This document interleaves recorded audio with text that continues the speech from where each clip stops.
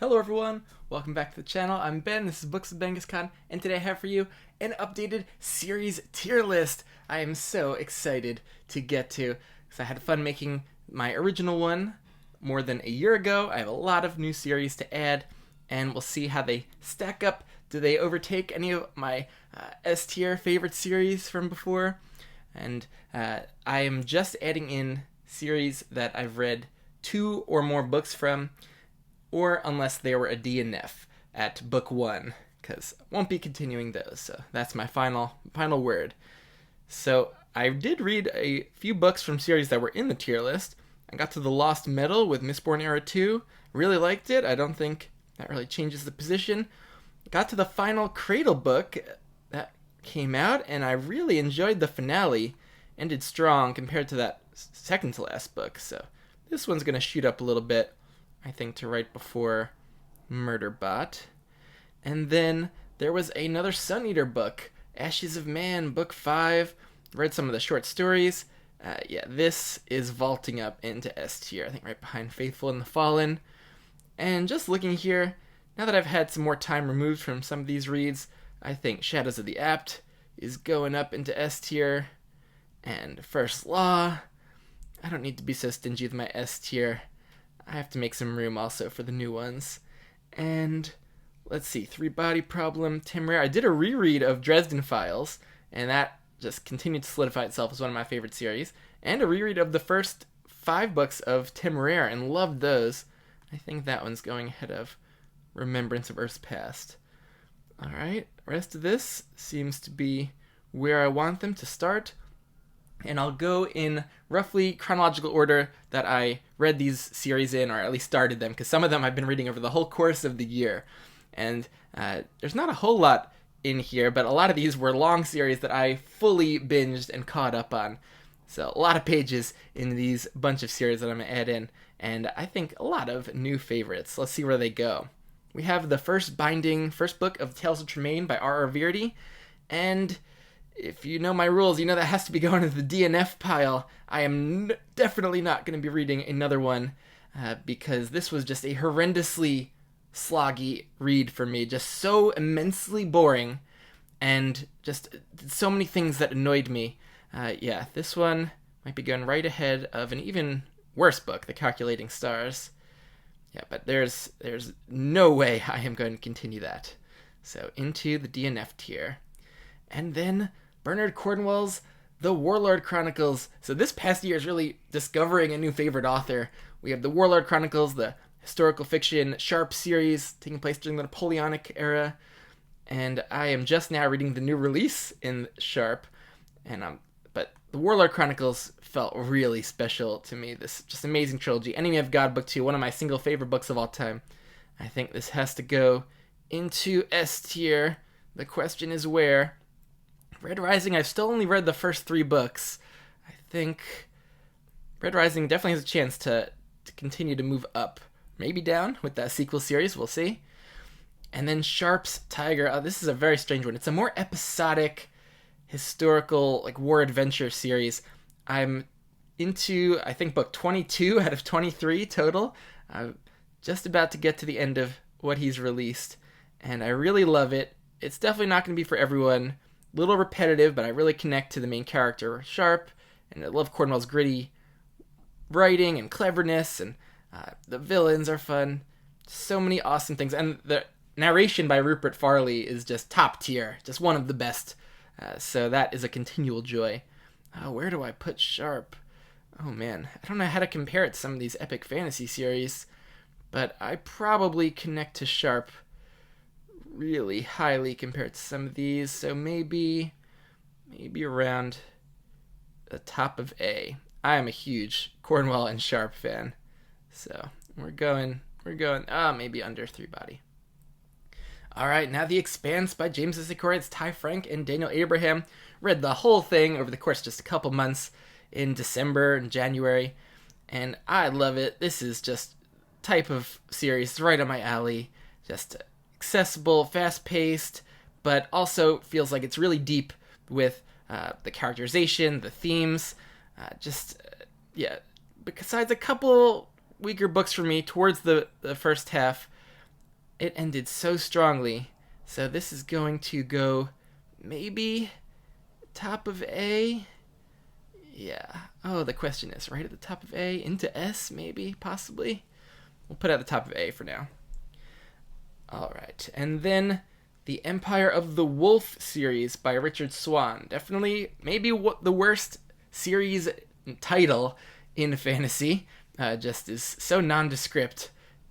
But this is the Justice of Kings. It would have been just such a better series title. The title of the first book is so much better for this series. But I was thinking when I read this one that it had a chance to become a solid A tier series, and then I just really did not have a good time with Tyranny of Faith, book 2.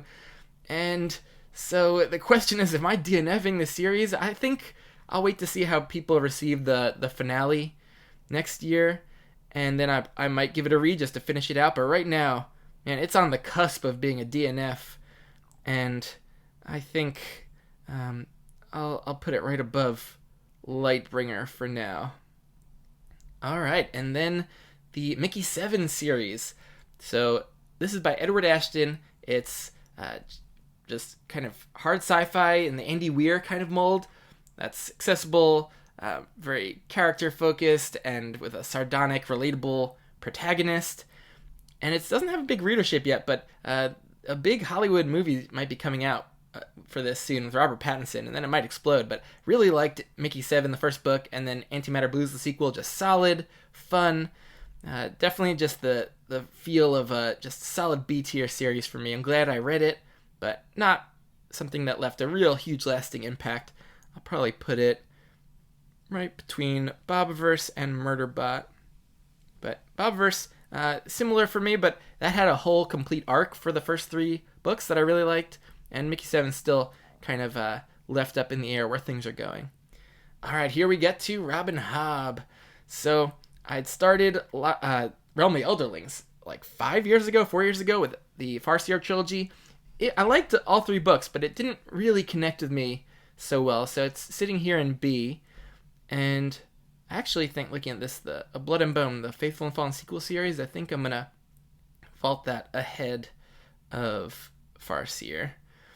But Live Ship, man, this to me was a giant leveling up for Hobb as a writer and just my engagement with her books, because I thought these 3 books were masterpieces, and as a full set just blew me away. I got so connected to the plotting and the characters. The question is just, how high is this going? Is it in S tier? Oh, these are some tough decisions. I really don't know how to compare Live Ship to The Expanse and Temeraire. Oh man, really tough. That's okay. I think this Live Ship might be going into S tier for me. Maybe behind Red Rising. Yeah, I think that's where it belongs. And once I get through all of Realm of the Elderlings, I don't know if I'm gonna combine them into just one giant series for this tier list, but they really feel like separate series so far. Real just separate trilogies, and so I'm going separately for now. Alright, and then Greenbone Saga. I'm so glad with how I connected this. I was kind of worried, just having no clue. It's been so popular the last bunch of years, but after a little bit of a rocky start in the beginning of Jade City, for the second half of book 1, and then book 2, book 3, the short stories, the novella, I just really got into it, really loved it. I think this is a solid A tier series for me, and I think it's just the style of storytelling that I connect to more than the Malazan style. So I'll put it right after Wheel of Time for me. Alright, and then an interesting one, the Gentleman Bastards sequence. So I was almost not going to continue past Lies of Locke Lamora because I just did not really enjoy that book. But I know Michael Page is a great narrator for it. I just wanted to see, too, just where it went. And I'm so glad I did, because I loved Red Seas Under Red Skies. So we have one book that didn't land, one book that really did. This one has major potential to keep moving around as I go through more books. Hopefully Lynch starts releasing more, too. Right now, I think it's going to go... Man, this is a tough one because of my varied experience with it. But somewhere in B, I think with the heavy potential to rise over time, especially now that I'm connected to the characters, I think rereading first book will go better, too. Maybe somewhere in there.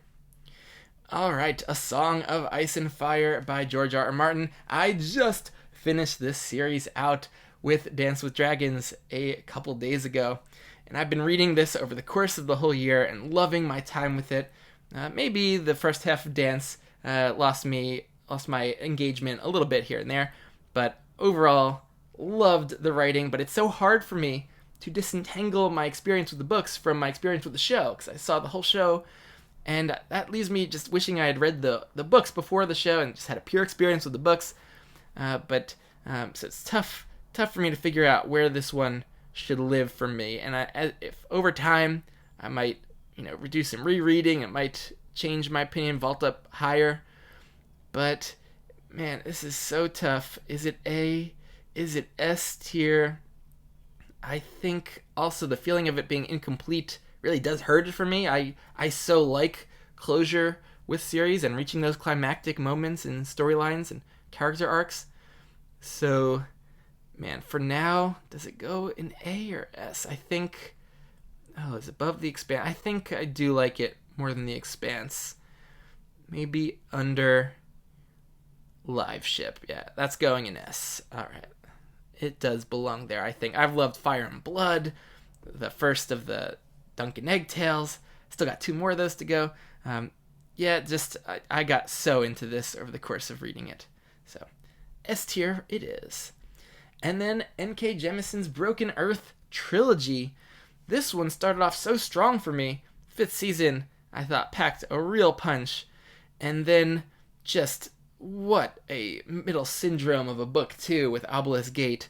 And got me sort of apathetic towards the plot. I liked book 3 more, but still, this is just the very definition of a middling series for me.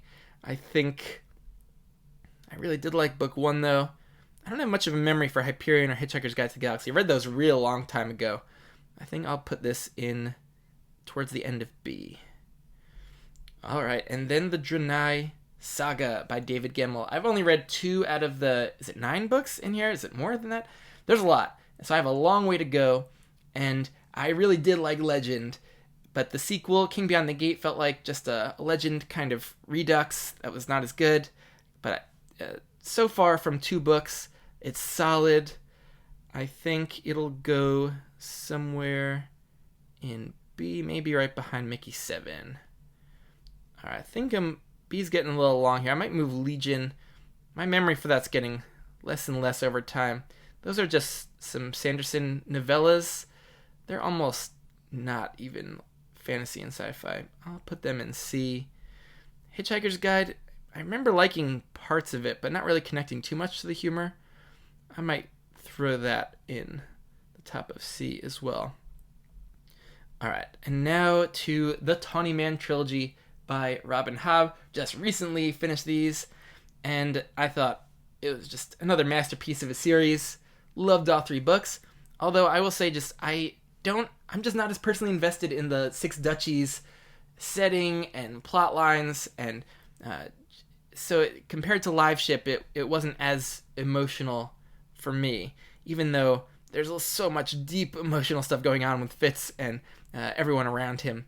It's just handled so well. It's so deep and nuanced and emotionally resonant, but for my own personal taste, I think it's probably behind Greenbone Saga. Yeah. Alright, and then the Dogs of War duology by Adrian Tchaikovsky. Just read both of these recently, Dogs of War and the sequel Bearhead. These are solid, fast-paced, near-future sci-fi. Really easy to get, I think, attached to the main character in Dogs of War. I think I will be putting Dogs of War at the end of A. Yeah, really solid little series. And finally, The Protectors of Prytani by Mike Mullman. This is self-pub, kind of historical fantasy set in a fictional version of Britain with the Druids as kind of the main characters at the heart of the tale. But it really feels more like epic fantasy, and I just really enjoyed the protagonist, who's very interesting and relatable. And I'm about halfway through the series. 2 out of the main 4 novels have been released so far, along with a book of novellas, and really excited to see where this goes. It's very incomplete as of yet. I think I might put this in front of Bobverse. I think I'm enjoying this more than the Farseer trilogy, honestly. So high B for that one. Alright, anything that I want to change around? No, I'm pretty happy with this, honestly. Can't wait to continue on into some of the series that I'm only one book in, see where they land. Ed McDonald's Red Winter Chronicles, book 2 coming soon. James J. Butcher's second book in his Unorthodox Chronicles I just got. I'm going to try that out. Let's see. Oh, continuing Earthsea. I really liked Wizard of Earthsea. I need to continue on past book 1 with that one. So, and The Band by Nicholas Eames. I enjoyed Kings of the Wild. Curious to see where that goes. So, KJ Parker's The Siege is another one, only one book in. So I still got a bunch of just that I'm sitting on book 1s that I'm gonna continue, see where they go. But yeah, I've at this point I think gotten through most of the major and popular series in modern fantasy and like sci-fantasy, and I have been having a great time with them. I still have so many more that I think could contend for S and A tier to get through. Man, it just takes so long to get through these big series. But now that I have a lot of these huge ones out of the way, I think I'll be able to make a lot more progress on some of the shorter ones, the 3, 4, 5 book series that I'm sitting on. So yeah, tell me what you think of how I've ranked some of these, anything that you're surprised about or that you would do very differently. I'd love to hear it. And yeah, I'll catch you later.